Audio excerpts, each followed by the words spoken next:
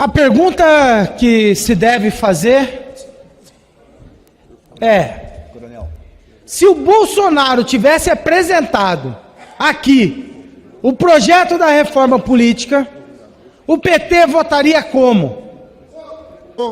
É que as máscaras caíram. Eu vi os discursos dos bolsonaristas, o Twitter do Bolsonaro, falando que essa reforma tributária ia prejudicar os mais pobres. Mentira! Mentira atrás de mentira. Certamente o PT, o PSOL e a esquerda votaria contra a reforma política. A reforma administrativa, a reforma tributária. Se o Bolsonaro tivesse apresentado a reforma tributária, toda a esquerda se uniria contra a reforma tributária. Estava toda a esquerda aqui, falando que é para defender os municípios, que é para defender os estados. Estava toda a esquerda aqui, defendendo os motoristas de aplicativo, o salão de cabeleireiro. Mas a esquerda é cega. A esquerda é cega.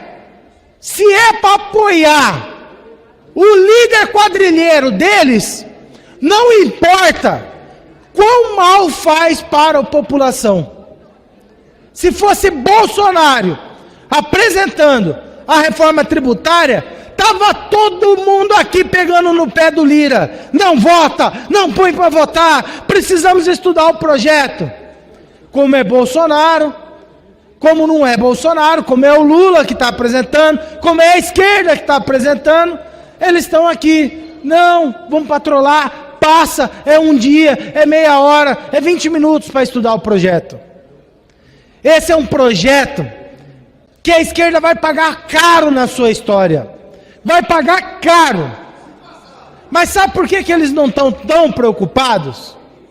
Porque o tempo de instauração, de fato, dessa reforma tributária é de 10, 15 anos.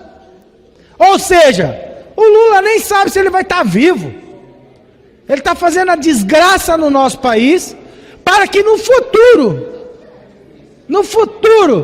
outros ditadores tenham sossego com o dinheiro do povo. É uma vergonha. Quando eu olho para o pessoal do Maranhão, na pobreza, um dos estados mais pobres desse país, povo sofrido, povo escravizado, e o pessoal do Maranhão tem os seus deputados aqui calados, aprovando aumento de imposto em cima do povo. É simples, faz a conta.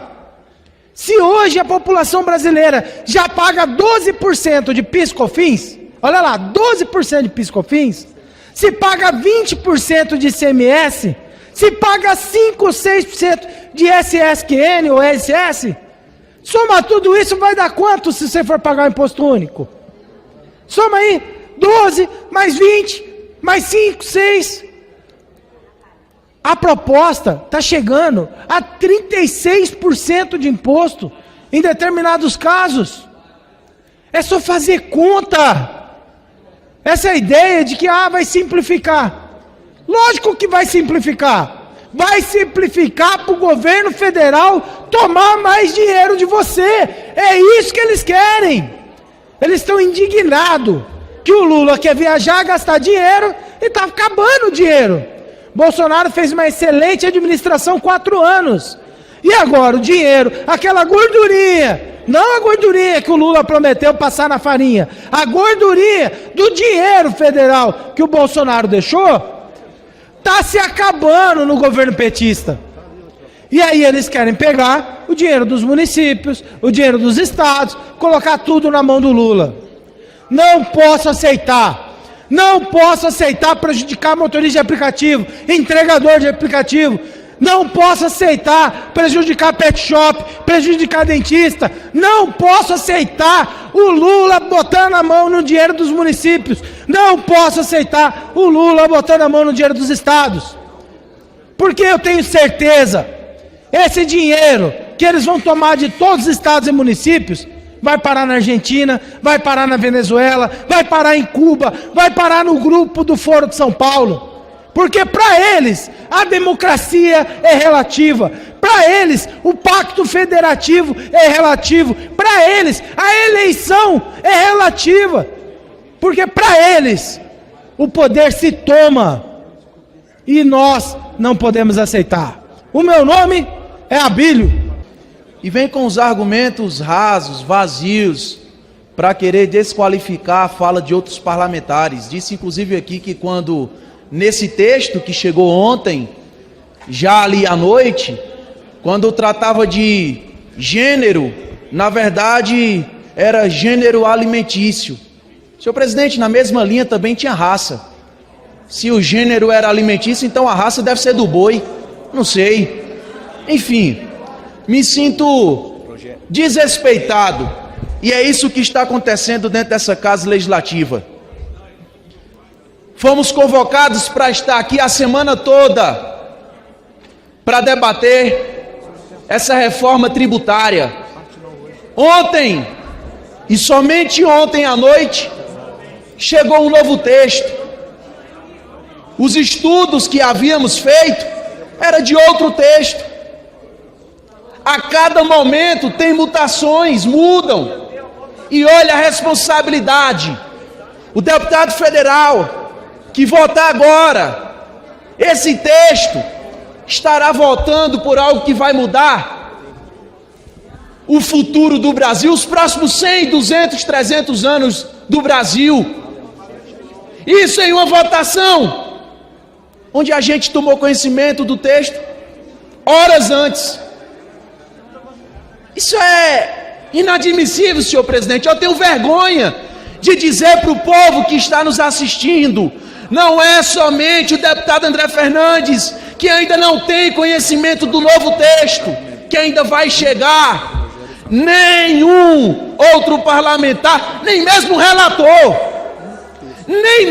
relator, ainda sabe qual vai ser o texto que votaremos daqui a algumas horas. Nem mesmo o relator. E por que isso? Estão falando, estamos debatendo há 30, 40 anos. O texto de hoje não é o texto de ontem. O texto de ontem não era o texto de segunda-feira. O texto de segunda-feira não era o da semana passada, que também não era o de 2019, da PEC 45, que também não era o de 30 anos atrás. Nós estamos constantemente debatendo coisas diferentes. E aí eu pergunto, cadê os estudos da Receita, dos departamentos, dos órgãos, a respeito do texto que vai sair hoje? Não tem. Não tem. Que já se viu isso? E esse é o parlamento brasileiro. Eu espero que os parlamentares entendam. Nós, a direita brasileira, o centro, não são contra a reforma tributária, pelo contrário. Foi no governo Bolsonaro que aprovamos as mais importantes reformas desse país. Somos reformistas, precisamos de uma reforma tributária sim. Agora o mínimo que se espera é que essa reforma tributária seja amplamente debatida. Não existe isso de 6 horas, às 18 horas, vamos encerrar a discussão, sendo que o texto vai chegar aqui 5h30 da tarde. Que discussão é essa? Incisos e artigos dentro do texto de ontem, que não vai ser o texto de hoje e que pode mudar daqui a alguns minutos. Diz inclusive que caberia ao Poder Executivo determinar a alíquota dos impostos dos incisos 1, 2, 3, 4 e 8. Poder Executivo definindo quanto vai cobrar de imposto e não esse Congresso. É grave. Quantos jabutis não podem ter embutidos ali dentro? E ninguém, senhor presidente, eu repito, ninguém tomou conhecimento ainda, porque estamos debatendo o texto de ontem, mas que vai mudar daqui a pouco. Por isso, iremos votar não. Mas não é que sejamos contra a reforma tributária, mas é que somos a favor do debate, do bom e sério debate. Que tal aprovarmos, por unanimidade inclusive, e pode ser o feito dessa casa, por unanimidade, o Congresso Nacional aprovar a reforma tributária em agosto. Por que não? Por que esse atropelo? Me desculpe, mas eu não vou colocar minha digital em algo que pode desgraçar o futuro do meu país. Primeiro, presidente, eu jamais pensei e eu não quero votar contra um projeto de reforma tributária, mas este projeto, da forma que está redigido, e especialmente da forma que está conduzido, eu sou obrigado a votar contra por uma questão de consciência e de defesa da população. Eu estou aqui para representar a população. Especialmente eu vou falar sobre a forma que está sendo conduzido. Ora, eu estou aqui com o relatório que foi lido ontem, mas nós não vamos votar o substitutivo que foi lido ontem. Eu até reconheço que tem havido avanços. Eu, por exemplo, apresentei, como presidente da Frente do Comércio e Serviço, a reivindicação está aqui protocolado. Não foi agora que a base do governo. Eu protocolei, em nome da Frente de Comércio e Serviço, com o relator, a solicitação de que cesta básica teria que ser com 100% de isenção. Ele anunciou que irá colocar, está protocolado. Nós protocolamos outras reivindicações, como o crédito do que é onerado à folha, porque o setor de serviço, o insumo maior dele é mão de obra. O que ele tem para se creditar é o que ele paga na folha de impostos. E se o relator acolhe isso, ele melhora o projeto e ele reconheceu que é justo, mas ainda não se manifestou. Então nós não sabemos o que vai votar. Votar algo que você não conhece, impor ao povo uma lei, isso é a democracia relativa que o Lula gosta. Isso é democracia relativa, que para mim é sinônimo de comunismo. Quando você relativiza a democracia, o poder se torna absoluto. E é isso que eles querem, um poder absoluto para comandar o país de forma autocrática, ditatorial. Nós não podemos aceitar isso, não é razoável. Então não se pode votar um projeto que você não conhece. Nós do PL queremos reforma tributária, nós lutamos pela reforma tributária. É verdade que ela nasceu, inclusive, durante o período do governo Bolsonaro. O pensamento liberal é um pensamento reformista. Agora, nós queremos uma reforma tributária construída de forma democrática, em que nós, primeiro, possamos simplificar, desburocratizar, diminuir o custo processual para pagar imposto, que é caro pagar imposto, judicializa muito, mas nós não podemos aceitar aumento de imposto. Um dado importante: toda hora se fala, não vai haver aumento de imposto. Aliás, no documento que eu protocolei, está aqui, primeiro item, estabelecer com clareza que aquilo que for reduzindo do PIS, do COFINS, do IPI, do ICMS, o que aumenta do IBS ou da CBS não seja maior, que não haja de fato aumento de arrecadação. Isso ainda não está no texto, eu defendo isso. Tem que estar claro que não vai haver aumento de imposto.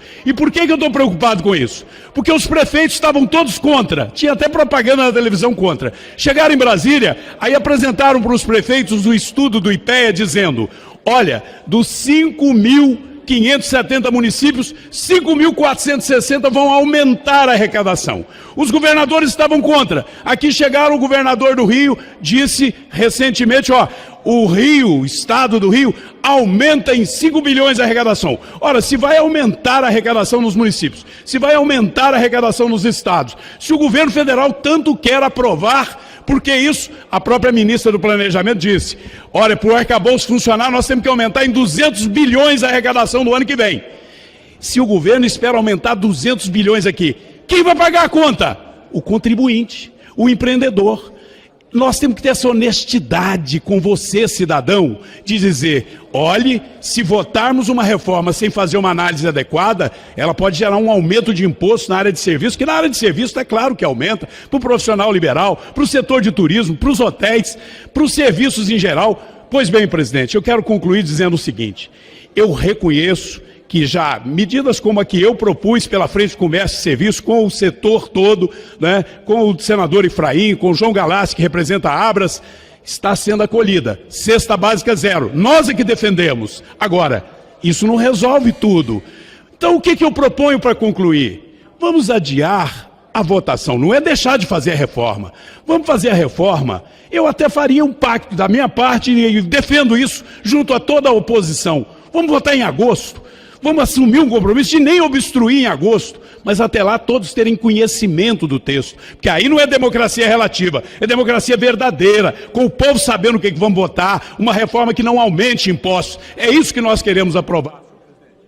Gostaria de deixar claro que as opiniões e informações apresentadas aqui são de responsabilidade exclusiva de seus autores. Como criador deste conteúdo, não me responsabilizo por consequências.